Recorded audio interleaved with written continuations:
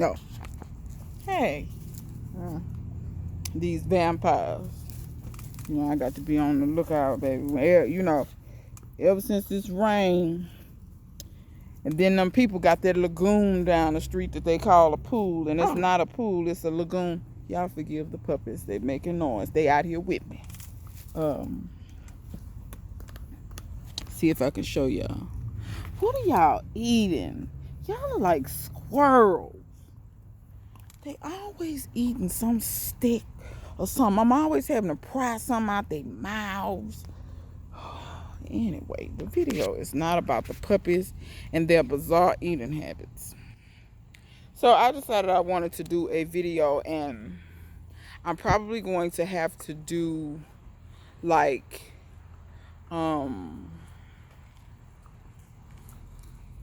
a follow-up video where I actually show what I'm talking about. But I wanted to go ahead and put this video out here because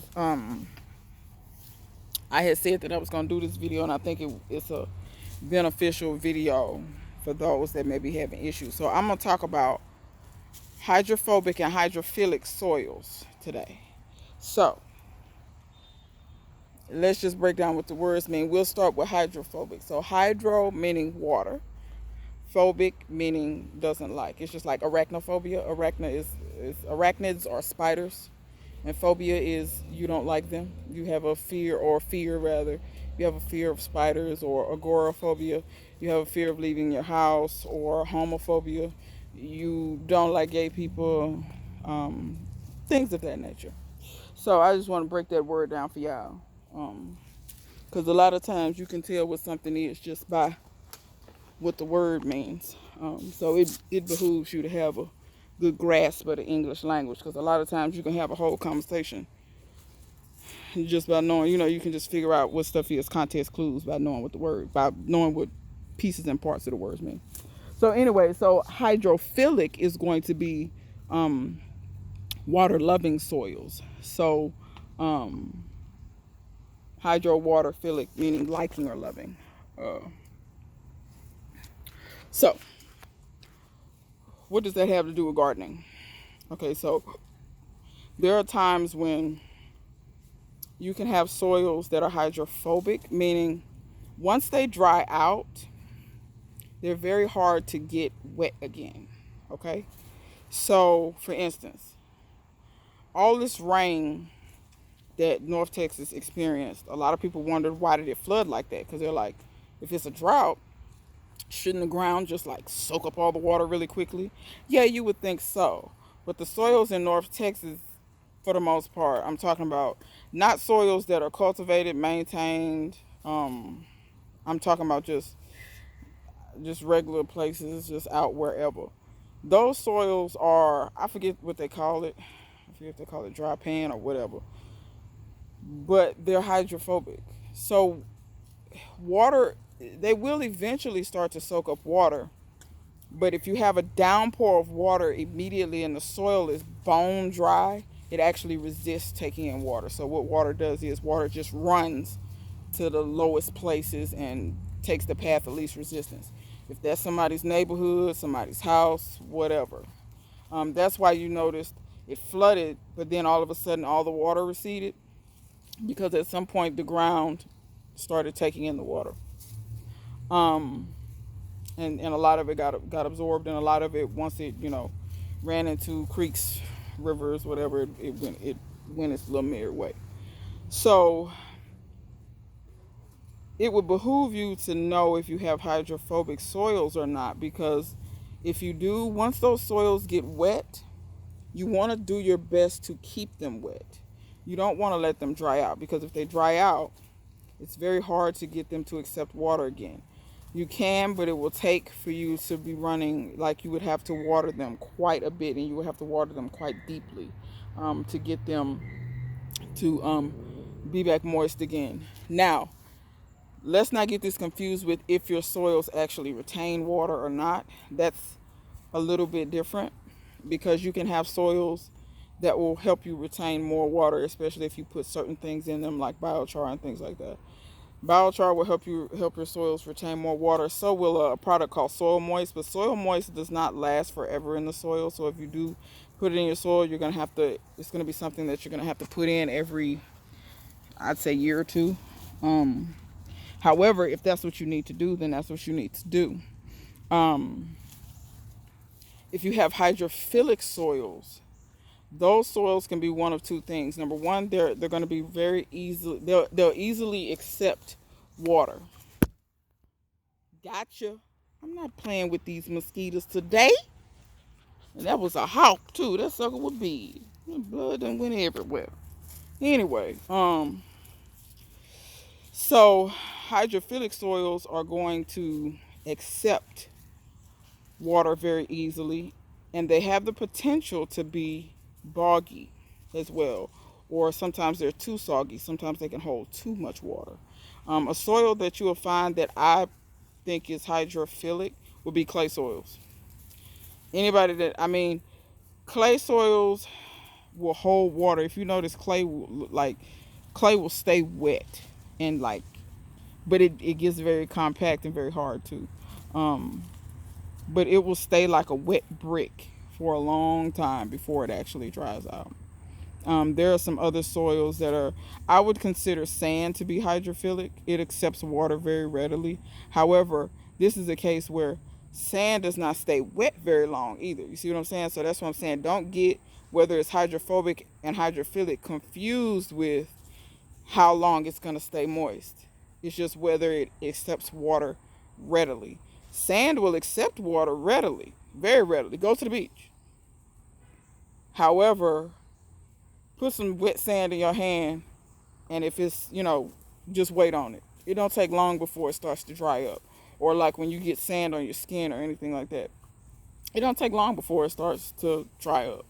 So sand is hydrophilic, but it also doesn't stay wet for very long. That's why it's good for things that don't like wet feet. So you can water it. Like in bonsai, you want your stuff to be able to get water, but you don't want it to stay like boggy a lot. So you use a lot of sand and other aggregates in there. You use a little bit of soil, but not much. It's like 30% soil, 30% sand, and 30% it's usually almost like gravel. So that's the difference between hydrophobic and hydrophilic soils. Now, how does that affect your garden? If you have a hydrophilic soil, when you water, that soil is going to readily accept water. That way the roots can get water. Now, how long it stays wet, that's something totally different. The longer it stays wet, the more opportunity the plants have to uptake water. However, you don't want it to stay wet for too long or to be too wet either, because that could potentially drown your roots or cause root rot. Hydrophobic soils, if you allow them to dry out, it's going to be hard for your plants to really get water how they need to get water, because instead of the water being absorbed by the soil, it's pretty much just running off and going wherever. Now, the way you can test it, and like for instance in my garden, I have hydrophilic and hydrophobic in places. And that's why I said I'm going to do a follow-up video to actually show you what I'm talking about. The places where I have hydrophobic soils, I'm very careful to not let those areas dry out. How can you figure out if you have hydrophobic soils or not? So if you want to test the area, water that area. 3 for 3. Water that area generously. And then after you water that area, take your hand or tool or whatever, dig down about 2 inches, 2 to 3 inches in just, a random spot. If that spot where you dug down is moist and or wet, that's probably a hydrophilic soil.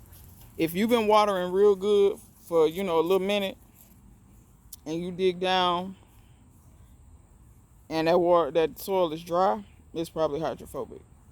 And your soil, your water is just kind of running off somewhere. Now, in my experience, the way that I try to get hydrophilic soils as much as possible is using organic matter, quality organic matter. Um, Anytime I let wood break down and turn the soil for me, it tends to hold water. But think about wood once it's cut down. Wood will hold water naturally. So even after the worms eat it and it turns into soil, what have you, it's broken down, it still holds water. Um, Children, look at them walking off. They so bad. Oh, they all need a whooping. Y'all gonna get a whooping. They know they're not getting a whooping. That's why they're not coming back. Let's see if I can catch one of them on camera.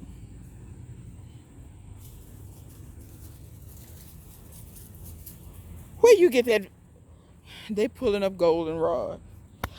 Let me take this as a moment. Oh, Lord, I'm breaking up stuff. Let me take this as a moment, y'all, to tell y'all about Indy. All of them, really. Collectively, they are now known. Baby boy, that's my bowl. Come here, 2.0. Let me tell you something. Collectively, they are known as the destroyers. So, Indy just come through here with a goldenrod plant. I've come to find out Indy likes, all of them like to prune. I took them to the garden the other day, and they like green beans. I think I filmed that. And I know y'all better not be pulling on my blackberries. Let me find out y'all pulling on my blackberries. Get out of that worm tea. They like drinking worm tea. Freaking alcoholics. Over there drinking fermented worm tea. Then they'll be staggering around later. Oh no, quit drinking nature's beer. So they like to prune my stuff. Earlier today, they just jumped up in the melons and just snatched off just some leaves. Just random leaves. Just prune that. They pruned the kale yesterday. I turned around and they each had a leaf in their mouth. Does anybody want some puppies? I can put them in a box with some holes. It's cooling off. I think they'll make the trip. They may be a little thirsty when they get there, and the box may be a little sore. But anyhow, these puppies. They something else. They something else. I think I'm gonna take them to a lake or something and let them go swimming or something. I don't know, something. Because they seem to like to swim. They get in their pool. I just cleaned the pool out.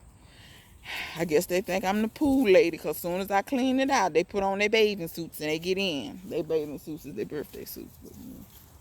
Anyway. But back to what I was saying. So, if you have hydrophobic soils, do your best to not let them dry out, and you shouldn't have a problem. If you notice that your plants may be suffering maybe a little, because that's really how I figured it out. I had some areas where stuff just wasn't growing how I wanted it to grow, and I noticed that I would water like one bed for 10-15 minutes, and the hose is on full stream, and then something said dig down and make sure that soil is getting real nice and moist. They're now fighting over the goldenrod plant.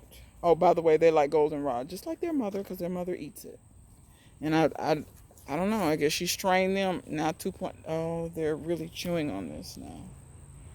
Y'all eating the goldenrod? You're trying to keep your kidneys clean, huh? Or your urinary tracts or whatever. Goldenrod's good for that. Anyway, so when I noticed that soil was dry, I said, oh, this is not really. So ever since then, after it rained, and that's the beauty of rain, especially if you get a good shower, it will rain.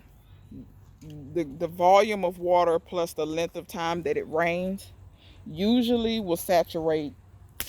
Gotcha, 4 baby. I'm not playing. It's mosquitoes. Come on, somebody else light down. 5. Gotcha. I tell you, I'm not playing with these mosquitoes. Anyway, when when it rains like that, your soils get so nice and saturated, and then once they're saturated, all you have to do is keep them saturated. Once they're dry, they kind of stay dry. Um, so I mean, you like I said, you can get them back moist, but it's just going to take a sheer volume of water. You're not going to be able to do it by just just a little water. You're going to have to like really, really soak the ground and saturate the ground quite a bit. And to be honest, I haven't found anything really that works better. Indy. Don't dig. Okay, Indy? Lord, Indy's one of them dogs. You know how they dig them a little place in the dirt to be cool? She gonna dig a place in the dirt, and when I tell you she's thorough about it, snatches up all the roots. If it's any grass, roots, anything, she gets it clean in there. Then lays down in the dirt. Lord have mercy. You ought to see how the mosquitoes just flying around them. That bothers me. I got to get them some repellent. I got to get some clove oil or something to repel the mosquitoes, because they just, it's a cloud around them babies. It's just really pitiful. But anyway, so yeah, y'all, I'm trying to think, is there anything else I want to say? If you have hydrophilic soils, if they do stay moist a decent amount of time, you won't have to water as much. The places in my garden where the soils are nice and hydrophilic, I don't have to water as much, because they stay moist for a decent amount of time. I don't have any soils that are particularly sandy. So, but yeah, and one last thing. Can you take a hydrophobic soil and turn it into a hydrophilic soil? I think you can, because I had a couple of beds that were that way, and what I did was I added coconut coir, because if y'all know anything about coconut coir, in order to hydrate it, in order to get it to expand, you have to hydrate it with water, and coconut coir holds a lot more. It can hold, it's like a sponge almost, and it holds a lot of water. So if you were to take that and mix that in with your soil, and or wood chips, because wood chips hold a lot of water as well.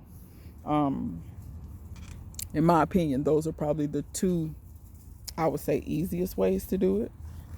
So, yeah.